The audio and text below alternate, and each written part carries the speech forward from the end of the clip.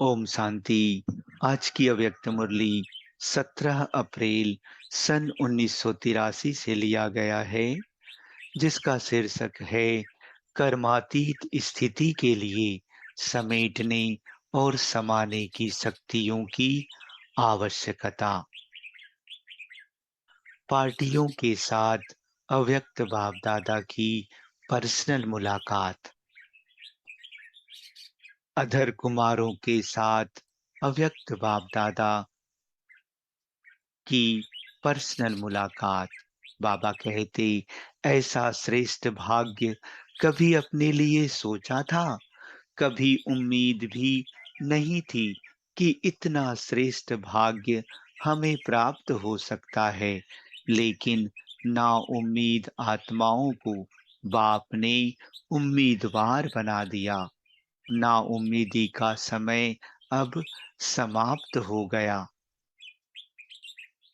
अभी हर कदम में उम्मीद रहती है कि हमारी सफलता है ही।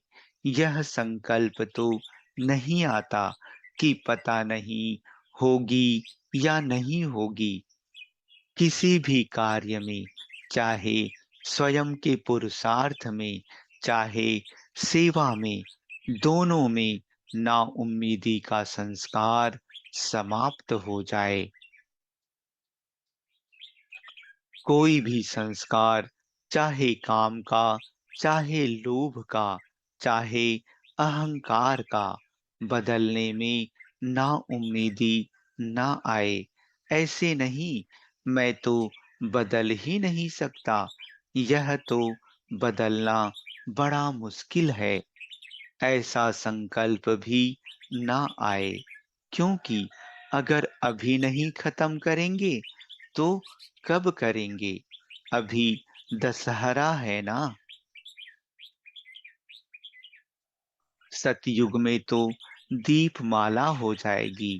रावण को खत्म करने का दशहरा अभी है। इसमें सदा विजय का उमंग उत्साह रहे। ना उम्मीदी के संस्कार नहीं। कोई भी मुश्किल कार्य इतना सहज अनुभव हो जैसे कोई बड़ी बात ही नहीं है, क्योंकि अनेक बार कार्य कर चुके हैं। कोई नई बात नहीं कर रहे हैं। कई बार की कई बार की हुई को रिपीट कर रहे हैं। तो सदा उम्मीदवार, ना उम्मीद का नाम निशान भी ना रहे। कभी कोई स्वभाव संस्कार में संकल्प ना आए कि पता नहीं यह परिवर्तन होगा या नहीं होगा। सदा के विजयी कभी कभी के नहीं। अगर कोई स्वप्न में भी कमी हो तो उसको सदा के लिए समाप्त कर देना। ना उम्मीद को सदा के लिए उम्मीद में बदल देना। निश्चय अटूट है तो विजय भी सदा है। निश्चय में जब क्यों क्या आता तो विजय अर्थात प्राप्ति में भी कुछ ना कुछ कमी पड़ जाती है। तो सदा उम्मीदवार, सदा विजयी, ना उम्मीदों को सदा काल के लिए उम्मीदों में बदलने वाले।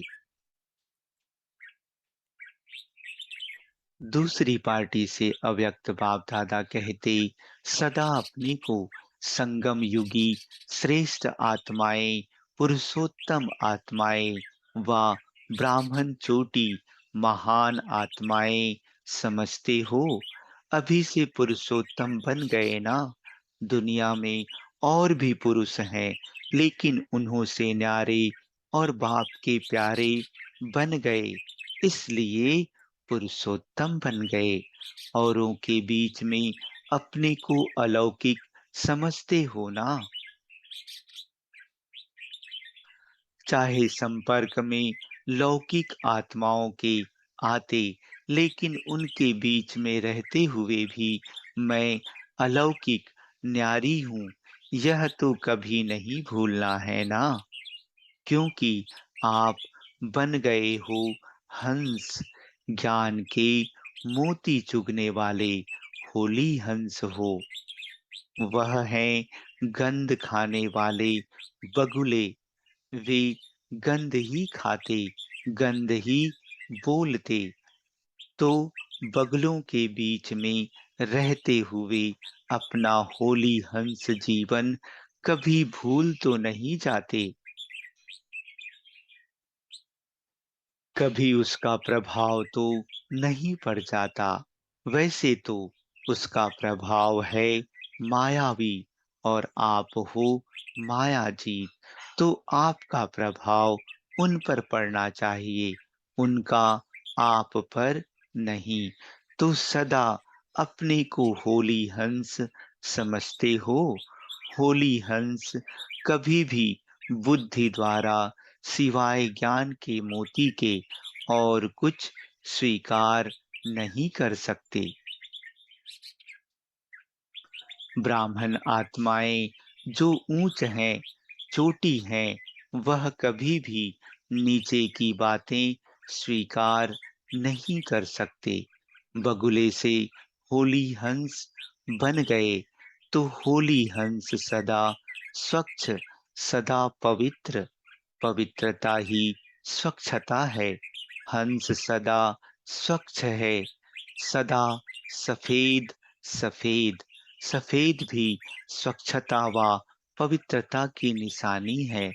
आपकी ड्रेस भी तो सफेद है ना। यह प्योरिटी अर्थात पवित्रता की निशानी है। किसी भी प्रकार की अपवित्रता है तो होली हंस नहीं।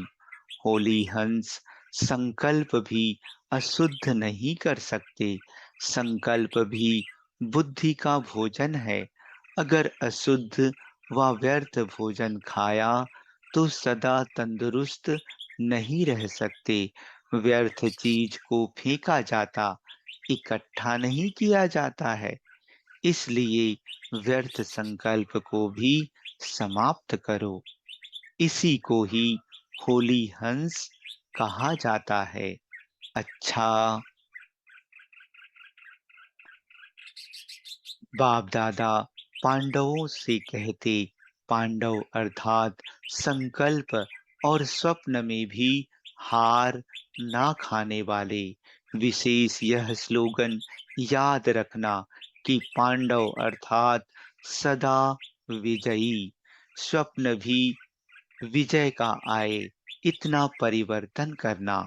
सभी जो बैठे हो विजयी पांडव हो, वहां जाकर हार खा ली, यह पत्र तो नहीं लिखेंगे ना। माया आ नहीं जाती, लेकिन आप उसे खुद बुलाते हो। कमजोर बनना अर्थात माया को बुलाना। तो किसी भी प्रकार की कमजोरी माया को बुलाती है। तो पांडवों ने क्या प्रतिज्ञा की? सदा विजयी रहेंगे, हार खा करके छिपना नहीं, लेकिन सदा विजयी रहना।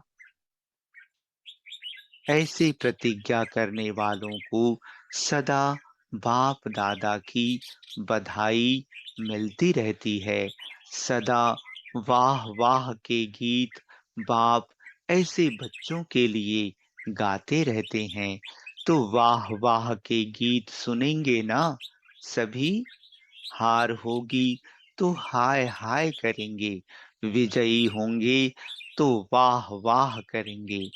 सब विजयी, सारे ग्रुप में एक भी हार खाने वाला नहीं। अच्छा, ओम शांति।